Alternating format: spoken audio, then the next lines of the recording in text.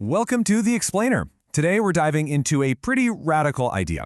What if you could buy fresh milk directly from your neighbor's cow, or a homemade pie from the baker down the street with no government permission needed at all?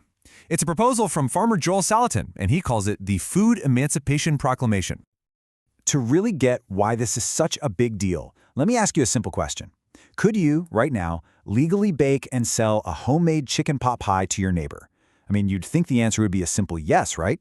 But in a lot of places, it's actually a legal nightmare. And that complication, that's the exact problem we're talking about today. So that one simple question opens the door to this proposal, which, you have to admit, has a very grand, very historic-sounding name. At its heart, the Food Emancipation Proclamation is about one thing, and it's a big one: making it totally legal to sell food directly to your neighbors, no government sign-off required. We're talking about everything from raw milk from a local dairy to homemade sausage from a small farm, all bought and sold freely, person to person.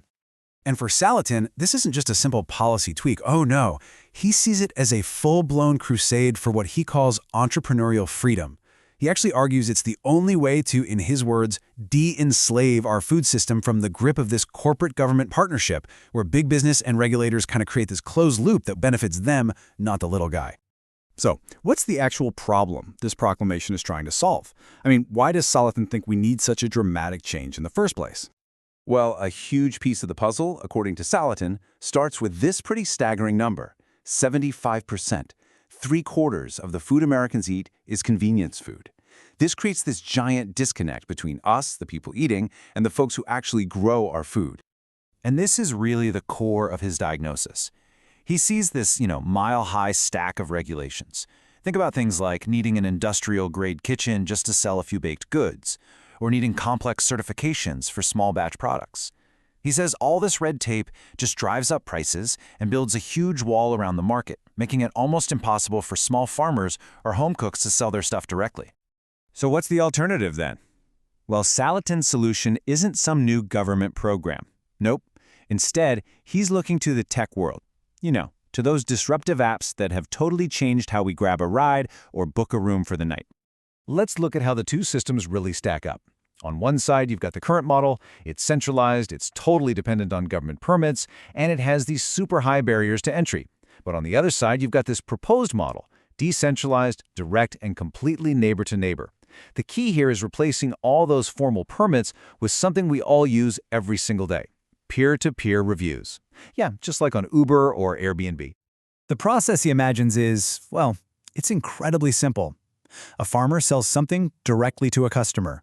The transaction is totally permission-free. So, how do you make sure everything is safe and high quality? Through direct trust and community feedback.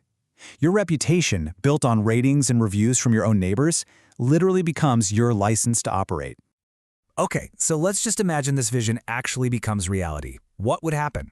Well, according to Salatin, the impact wouldn't just be some small shift. We're talking about a complete transformation of our entire food landscape.